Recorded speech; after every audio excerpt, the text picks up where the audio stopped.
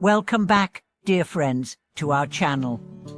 I'm so grateful you've decided to spend your time with us today. Whether you're one of our regular companions or tuning for the first time, I warmly welcome you to this sanctuary of stories, wisdom, and reflection. Today's tale is one of the most moving and mysterious we've ever told, not because it's wrapped in fantasy or mysticism, but because it happened in the real world, and its ripple effects are still shaping our lives today. We are going to explore how one seemingly ordinary moment of compassion transformed not just a life, but the entire trajectory of human history. Yes, that's not an exaggeration. This story begins more than 100 years ago, in the serene countryside of England.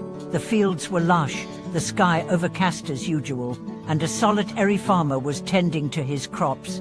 He was a man of simple means, hard-working, devoted to his family, and at peace with his modest life. But on that day, fate came calling in the form of a desperate cry for help. A young boy, perhaps 10 or 11, had fallen into a river nearby. The current was strong, the waters freezing cold. He flailed, gasped, and was just moments from drowning. Without a second thought, the farmer dropped his tools and sprinted toward the source of the screams. Reaching the riverbank, he dove in. The water was merciless, but his determination was stronger. He reached the boy and, with tremendous effort, brought him to shore, saving his life. The boy recovered, and a few days later, an elegantly dressed man arrived at the farmer's home. He was the boy's father, a nobleman of immense wealth and influence. Grateful beyond words, he offered the farmer a generous reward, but the farmer declined. He hadn't saved the boy for money or recognition. He did it because it was the right thing to do. Moved by the farmer's integrity and humility, the nobleman insisted on giving something more meaningful. He offered to sponsor the farmer's son's education. That offer changed everything. The farmer's son went on to study in London, excelled in his studies, and eventually enrolled in the prestigious St. Mary's Medical School.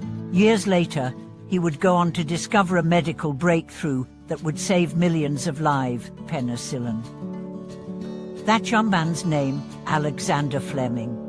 Let that sink in for a moment. One act of compassion, one selfless decision, and from it emerged a medicine that revolutionized modern health care, that continues to save lives to this day. But that's not the end of the story. Decades later, during World War I, one of the world's most influential leaders contracted a life-threatening illness, pneumonia. He was treated with penicillin and made a full recovery. That leader, Winston Churchill. Yes, the very same boy who was pulled from the river all those years ago. A circle was completed. The boy saved by the farmer grew up to help save the free world during its darkest hour, thanks to a medicine discovered by the farmer's son. If that farmer had hesitated, if he'd ignored the cries for help, or if he had expected a reward rather than acting from pure compassion, the history of the 20th century might have looked very different.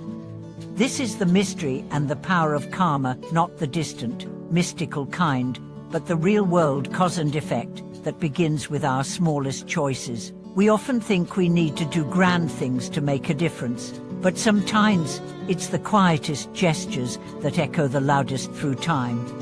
Pause here for a moment and ask yourself, what if your next small act of kindness sets off a chain reaction that saves lives, alters destinies, or inspires revolutions?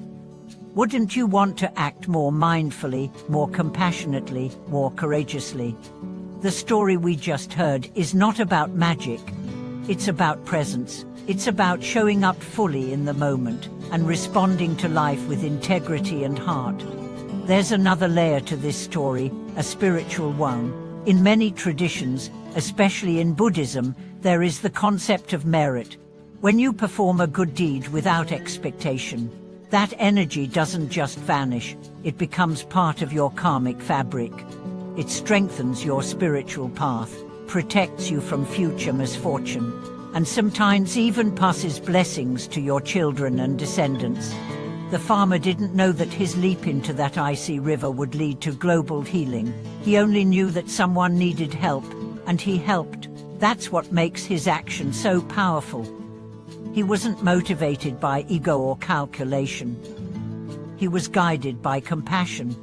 In the Buddhist sense, that's the highest form of action, what's called inno self-compassion.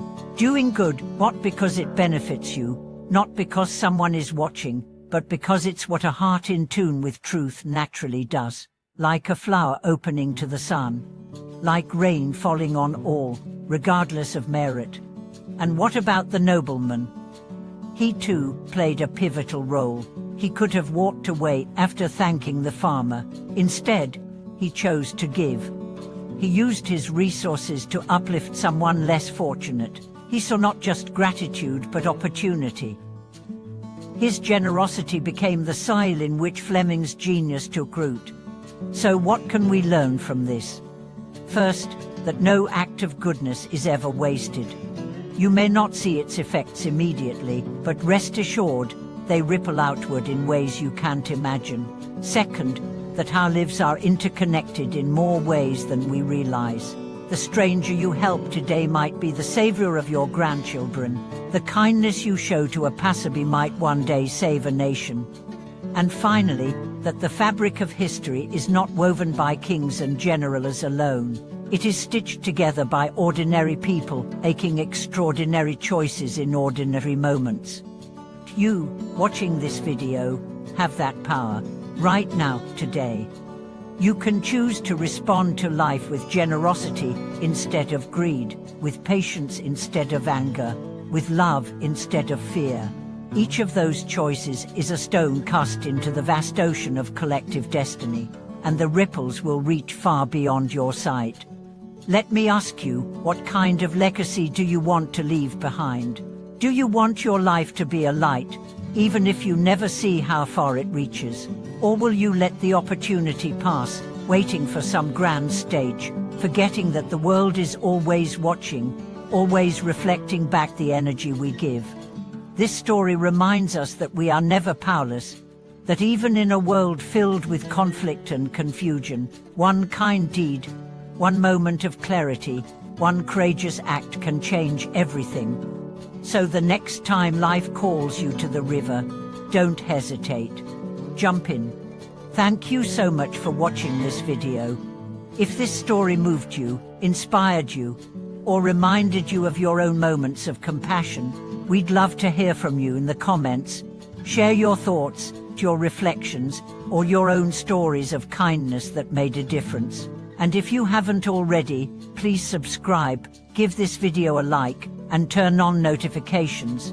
Your support helps us continue to share these stories with the world. We'll see you in the next video. Until then, keep your heart open, your hands ready to serve, and your mind aligned with what is good and true.